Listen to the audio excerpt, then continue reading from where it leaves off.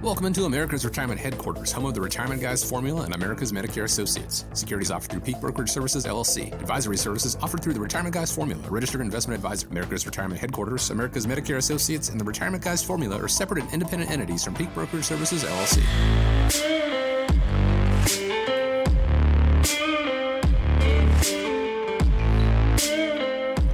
Good morning, and thanks for joining us here on America's Retirement Headquarters, home of the Retirement Guys Formula and America's Medicare Associates, with Dylan Baker, Scott Kirshner, and myself. My name is Chris Vaughn, and like I said, we gladly do appreciate you joining us this week. Here's the number, 419-794-3030. That's 419-794-3030. Also online, americasretirementheadquarters.com. On today's show, we're going to talk about the how-tos of Medicare, when and how to sign up, how to fill the gaps, what does the alphabet soup of Medicare, A through D, actually cover, and how working with an agent can benefit you. But first, let me check in with some guys who are fresh back from vacation. Nolan is actually on vacation this week, but I have Scott Kirshner and Mr. Chaz Price with us. Guys, glad to be with you. How are you? Great, Chris. I'm good. Good to be back. Although I thoroughly enjoyed vacation, I always love going on a vacation. I love the hustle and bustle and the planning, and I dread the coming back. But spent some nice time down in Florida. Had a great time.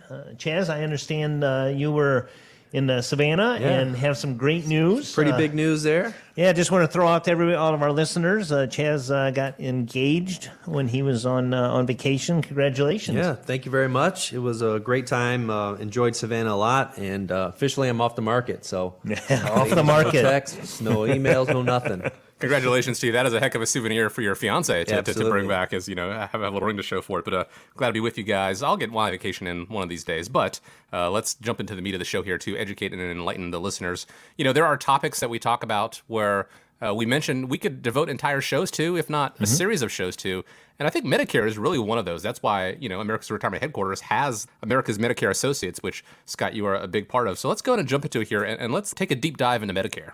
Sure, absolutely, Chris. You're absolutely right with that. Medicare is not something that's just during the open enrollment periods at the end of the year. I mean, it's not, you turn 65, you're looking at Medicare. So it's something that 12 months out of the year, you've got to be thinking about it if it pertains to you. But one of the things that I like to do is I like to go through some of the steps. And you're absolutely right. Boy, this could be a topic of discussion for many, many shows, maybe a series of shows. And we may do that in the future. But what I want to do today is just touch on some of the key things to be prepared for and what you need to do.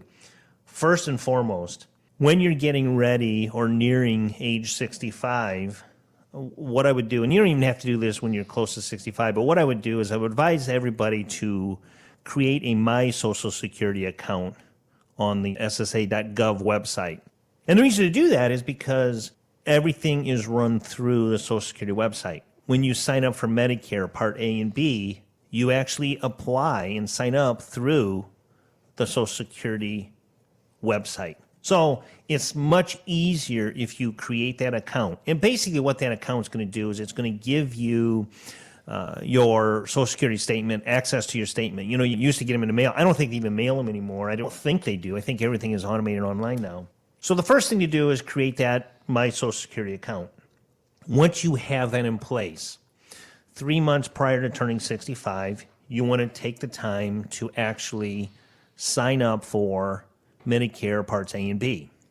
Now, one little caveat. If you are taking Social Security, you don't have to, but if you're taking Social Security already, say you're 62, you sign up for Social Security, you decide to take it at 62, you will automatically get your Medicare Part A and B, and that red, white, blue Medicare card will be automatically sent to you in the mail prior to turning 65. So for those listeners out there that are turning 65, they're not taking Social Security, then you have, if you want Medicare, you have to actually sign up for it. And that's one of the things I assist. I'll help you sign up and create your My Social Security account. I'll actually help you sign up for your Medicare Parts A and B. If you don't have a My Social Security account, then you have to do what's called a paper app. It's a one-page, very simple. I think there's like 6 questions on this application. It's very, very short and sweet. You can submit that via fax. Maybe at some point their Social Security office is going to open back up, but that's how that works. So once you sign up for Parts A and B, You'll get some correspondence in the mail from the Social Security office. You'll get a letter saying, hey, thank you, we received your application. You'll get one a couple weeks later saying, hey, we're reviewing your application. Then you'll get one saying, you've been approved with an effective date for Part A hospitalization of whatever it may be. Usually it's the first day of the month you turn 65. And then Medicare Part B medical will be the same date. So that's the typical simple process. But if you're choosing to work past age 65, then you don't even have to sign up for Medicare if your employer is offering you group benefits. So that throws another wrinkle into the equation for signing up. Now, one of the things I do is I'll actually go through and evaluate how much is your employer paying for your premium, how much do you pay, what is your out-of-pocket expenses. Does it even make sense to drop your employer plan and sign up for Medicare? Because sometimes it does. So you have to take that into account and determine whether or not it makes sense to sign up for Medicare if you're still working. If you are still working and you do decide to sign up for Medicare and drop the employer plan, there's a form. It's called CMSL 564. That form needs to be sent to your employer's benefits department, your HR person. They fill that form out, and basically all that form is telling them is you're opting out of the group health plan and you are signing up for Medicare, because you can't have both. Unfortunately, you can't have both. So that's the step you have to take if you're going to continue to work. Once you have your Medicare card, then that's when the fun starts with me, because at that point, that's when we go through what is actually covered under original Medicare. I'll sit down with you and I'll go through the coverages for Part A hospitalization. For example, many people don't know this, but original Medicare, if you're in the hospital, the first 60 days, you will have an out-of-pocket expense of $1,484. It's kind of like a deductible. You say the first 60 days? That's for the first 60 days. Wow, okay. Now, that usually is burnt the first day. Sure. But for that first 60 days. So, and if you're in there for 61 through 90 days, you pay $371 a day. Oh. Over 90 days, that's a long time to be in a hospital. Yeah, absolutely. $742 a day. Now, keep in mind, this is original Medicare. If you go from the hospital into a skilled nursing facility for rehab, Medicare pays all of the approved amounts up to the first 20 days. So if you're in a skilled nursing facility doing physical therapy and you're in there for 60 days, you're going to have $185.50 a day after that 20 days. And a lot of people don't realize that's out-of-pocket expenses that you have. You know, I talk to a lot of people and they say, well, I have Medicare, I don't need anything else. Well, okay, but here's what your exposure is. And those costs will continue to go up. They go up every year. Today. That's exactly right, Chaz. Last year, for example, it was $1,404 for that first 60 days in the hospital, and in 2021, it is $1,484. You know, that's a great point. So then we talk about Part B, medical services.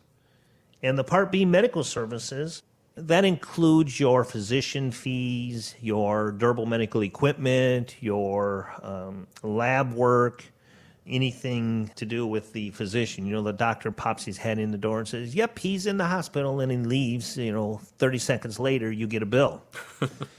So Medicare pays nothing for the first $203. So you have a $203 deductible. Now, here's the real kicker with Part B. Part B, original Medicare, is an 80-20 plan. So if you have $1 million, let's say you have, a catastrophic claim of some sort, cancer or something serious, heart problems, you have $1 million claim, you're on the hook for 20% of that, which is $200,000. So that's why people come talk to me, because I go through the coverages that you want to purchase to cover the gaps that original Medicare has. For example, a Medicare supplemental policy or a Medicare Advantage plan is what you would purchase to cover those out-of-pocket expenses. And there again, Chris, like you said at the beginning of the show, I have a whole nother series that we can talk about on the actual coverages for Medicare. the supplementals. For example, the supplemental plan G as in George, your out-of-pocket expense is going to be $203 for the deductible. And Chaz, like you said earlier, that goes up. Last year it was $185. It's $203 this year. But for hospitalization with a Medicare supplement, you've got 100% coverage. So the $1,484, the $371, those numbers go away. And the 20%, the $200,000 you might have out of your pocket, that goes away with a Medicare supplemental plan. A Medicare Advantage plan has out-of-pocket co-pays. It has a network, and it allows a zero and no deductible, premium. So you can save a lot of money that way as well. So there's no right or wrong for everybody. Everybody's situation is a little bit different. So it's important to sit down with an advisor, and that's where you really have an advantage. And then you come along with Part D, prescriptions. I talked to someone, I had a meeting with them, and they asked me, well, we went to get our prescription filled, and it cost $108, and the pharmacy said there was a deductible. I didn't think we had a deductible for prescriptions. I said, well, it must be a Tier 3, and they gave me the drug. I looked it up, and sure enough, it's a Tier 3. Mm-hmm. So your deductible on your prescriptions only applies to Tier 3, 4, and 5. Tiers 1 and 2 on your preferred generics, there's no deductible. They didn't realize that the doctor prescribed a drug that's going to be a Tier 3, so now they're going to go back to the doctor and yell at them and say, hey, give me a different blood pressure medicine, There again, there's a lot of information to take into account. I've been doing this 27 years. I like to think that I know a lot about this, and I do, and it's ever-changing. But I also have the resources where if there's a question you might have that I don't have the answer off the top of my head, I can find it. And that's where working with somebody in person versus, people get lots of mailers, especially during the annual election period. Absolutely. Or, they see the commercial on there, Joe Namath telling them, oh, this one's great, this one's fantastic. You're not going to talk to Joe Namath on the phone. Nope. I can all but guarantee that for you. But when you come in and you sit down and you speak with America's Medicare Associates, you're going to work with somebody in person. You're going to work with Scott and work through it together and figure out what is best for you, not Scott. Being independent is not beholden to one insurance company or another, so you have a wide array of different plans that you can recommend to people as it suits them, right? That's exactly correct. I'm non-biased. I make it work for you. One of the things I have, in fact, I just had this story a couple of days ago.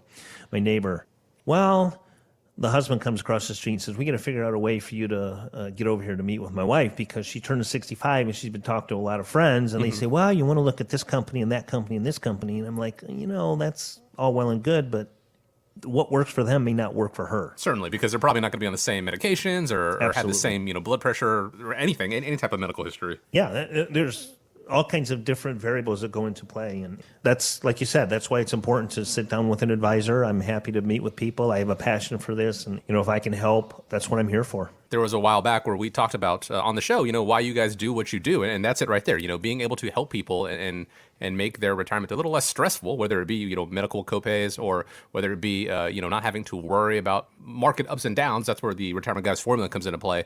But sitting down and speaking with somebody to walk you through the process and you may not have realized that Medicare doesn't cover everything, but figuring that out ahead of time and finding ways to navigate the areas that it doesn't cover, covering those gaps, is really where America's Medicare Associates, really where Scott Kirshner comes into play. Let me give the phone number out really quick. 419-794-3030. That is the number. You can also go online to americasmedicareassociates.com right there. Schedule a time to speak with Scott. Talking about these medications, Scott, it reminded me of way back in the day when I used to work at the pharmacy and having that very conversation. People would come in and say, well, I'm on Medicare. It's supposed to cover this. And obviously it didn't because the copay was pretty high. At that point, the people at the pharmacy can't really do much at that point. That is something that you need to go and be prepared for ahead of time. Have that conversation, and maybe it is a situation where you need to change your drugs or the medications that you're on. An ounce of prevention is worth a pound of cure. Absolutely. Knowing ahead of time and being able to go ahead and have that plan put in place so you don't have to have that awkward conversation with the teenage pharmacy tech like I was, who really doesn't know what he's doing as far as the insurance claims go. Having someone like Scott who has 27 years of experience, like he said, really is worth that pound of cure. 419-794-3030 is the number. A lot of people really are shocked, their eyes open real big and wide when I go through. I'm at XYZ pharmacy, I love it, and the pharmacist is great. I says, yeah, but you're paying a lot more than you need to. If you don't check your pharmacies, hold them accountable, you're missing the boat. I mean, there are drastic differences in what each pharmacy charges. I know that doesn't make a lot of sense, but that's another reason why sitting down with an advisor and going through your drugs and looking at the different pharmacies, it's a big deal. Scott, I would also add, too, that the advantage of working with you here is that you are a Medicare specialist. So, that term financial advisor is kind of thrown around a lot. It can mean a lot of different things. But you are licensed and only do Medicare. That's exactly right. I am not a financial advisor. You do. Right. You don't do what I do. You specialize at your highest, best use. And that's a great point. A lot of people have that stigma. I don't want to buy investment advice or put my money with a Medicare specialist or an insurance agent, nor do I want to buy insurance. When I say insurance, I'm talking health insurance or even car and auto insurance. I don't want to buy that from a financial advisor. Right. Stay in your lane, do what you do, and do it the best you possibly can. That's where you're going to really help out the client. Because they can sell some policies, but Absolutely. not others, unless they're fully licensed and they spend. This is their main. Well, that's a great point, Chaz. We mentioned several of our previous shows. We talked about annuities. Well, a lot of advisors sell annuities. But that's actually an insurance product, right? And I can sell annuities, and I do. I've sold annuities over the many years. So when I say I'm not an advisor, I don't do the financial advising. I don't do any of that stuff. That's your lane. I don't want anything to do with it, to be honest with you. But stay in your lane and do what's best. And that is why it all operates under the umbrella of America's Retirement Headquarters. That's why there is the Retirement Guys formula there. That is why it is America's Medicare Associates. Because these pieces, I think longtime listeners of the show, and maybe even just listening right now, realize that these pieces all work together to create that entire retirement plan, that entire retirement strategy. And again, that's why it all operates under that same umbrella. 419-794-3030, just in the same way that you wouldn't go to your dentist for a heart problem by any means. You should maybe go to specialized areas for different aspects of your retirement, but it all operates under the same umbrella of America's Retirement Headquarters, creating that comprehensive retirement plan together. And, I did mention that we could probably devote an entire show, if not more shows, to Medicare, but there is one other thing I want to cover here, and I think this is important. And NerdWallet cites a study showing that fewer than 1 in 5 retirees have enough income to maintain the same standard of living that they had when they were still working. The study says that those people usually just, quote, make it work by reducing their spending. But what if I want more than just to make it work? Shouldn't retirement be more than just scraping by? Yeah, that's a good point, Chris. I mean, I read that article, and I think that's actually probably low. There's a lot more people out there that either don't have enough retirement income or aren't exactly sure what income they're going to have in retirement. And so that's usually the reason why I think most people elect to continue to defer in traditional IRAs and things that will allow them to reap tax benefits later on in life because they expect to be in a lower tax bracket. But it's not likely to happen. I mean, we did a webinar last month about that very topic with respect to Roth IRA conversions and comparing whether or not it makes more sense from a tax perspective to do the traditional versus the Roth. And the numbers, showed that you'd have to drop your income by more than 50% in retirement and in order for that to actually happen. So, people, I really don't think they're prepared for the way that they should be for retirement income spending. And that's really where the advisor comes in. And that's the department here at America's Retirement Headquarters that I head up, which is our financial planning arm. And to kind of, segue into the Social Security and the Medicare discussion that Scott was having earlier, I think they really go hand in hand. They really do, because a lot of the unexpected expenses that you're going to run into later in retirement are health related. Chaz, one of the things that I've noticed is with retirement, there's several different schools of thought. If you're the type that wants to retire, travel the world, hey, I worked hard and I'm a traveler. I like to travel. I like to go. We just both got back from vacations. And believe me, I think that that's something that I'm going to want to do. I need to prepare for that a lot more rigorously than somebody else that's maybe a very frugal person to begin with. Don't spend a whole lot of money in their day-to-day life before retirement. What makes them think they're going to spend it after retirement? If I don't travel a whole lot, then spending less is probably a lot more feasible for them than it would be for me. Yeah. Well, the reality is, Scott, that we can help you make any dream possible. Sure. We just have to have enough lead time. It's kind of like spotting the edge of a cliff before you fall off of it. Right. Or, going to your doctor on an annual basis before you have the heart attack. I mean, that's really what planning is all about. And the more lead time and the more planning and getting ahead of things that we have, it's going to make your situation so much more successful, particularly, with Social Security. You said that magic age is 65. I think part of the issue is that people don't realize what a big part of their retirement income plan that Social Security really provides. Right. It's estimated about 40% of your pre-retirement earned income is what Social Security is going to provide. And so if you take it early, as you mentioned earlier, most people do. The majority of people start taking Social Security at 62. That's fine if you're in poor health and you haven't went to the doctors and had your checkups or whatnot. But for the majority of people, take it at 62, you're locking in a reduced benefit, a significantly reduced benefit, which compounds to your disadvantage over time, and even more so if you live longer, versus somebody that maybe just needed to wait a couple of more years until their full retirement age, which is on that Social Security statement that they download through ssa.gov. Right. And armed with that piece of information, that gives us the building block of your retirement plan where we're going to start. And we really build around Social Security to the extent that our plans typically involve selecting the strategy that involves you having to spend the least amount of money in retirement. To kind of boil it down as simple as possible, it all starts with Social Security and Medicare. Right. Well, I think there's one. I've had people tell me this, come up to me and say this to me.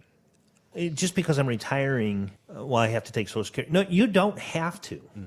A lot of people don't understand that if you take Social Security, that does not mean you have to retire. Right. You don't have to retire. You can put off until age 70, which is going to maximize your income from Social Security. They don't go hand in hand per se, where I'm retiring, I have to take Social Security. That's not the case at all. Yeah. And you actually, by waiting, you actually increase your benefit by 7 to 8% per year till age 70. So, almost always, if you're in good health, that's usually going to be our recommendation, is to stave off Social Security, use maybe some of your other assets to kind of bridge the gap, and then turn on a higher benefit for the rest of your life, which is going to ultimately lead to you spending less money. The one thing that I've learned here is that's exactly what you guys do really, really well, is, using the formulas and the different products to use money you have and not take Social Security right away. It's funny. A lot of people say, well, I'm going to run out of money. I'm going to be completely out of money the way I've got things planned right now at 78 years old. Well, that's really not true. You will always have Social Security. So, yeah, you might not have a lot of money, but you're not going to run out of money. Yeah, exactly. And I think that's the difference between running out versus, running a little short.